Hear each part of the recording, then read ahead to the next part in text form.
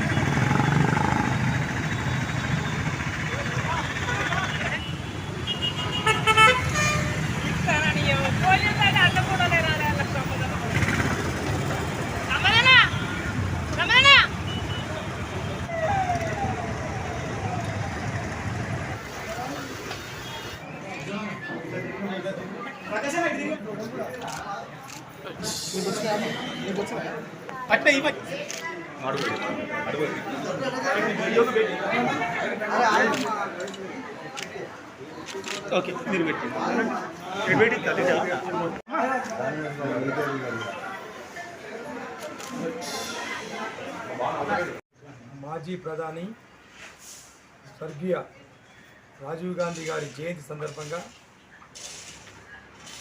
కుండా దంపతుల ఆదేశం మేరకు కుండా దంపతుల నాయకత్వంలో రాష్ట్ర కాంగ్రెస్ నాయకులు గోపాల్ నవీన్ రాజు గారి ఆధ్వర్యంలో సీకేఎం హాస్పిటల్లో పేద రోగులకు దుప్పట్ల పంపిణీ, పండ్ల పంపిణీ పెద్ద ఎత్తున చేయడం జరిగింది.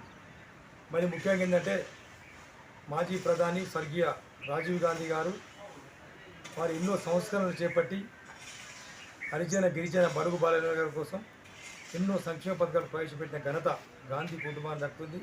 దేశం కోసం ప్రాణాలు అర్పించిన కుటుంబం వారిది.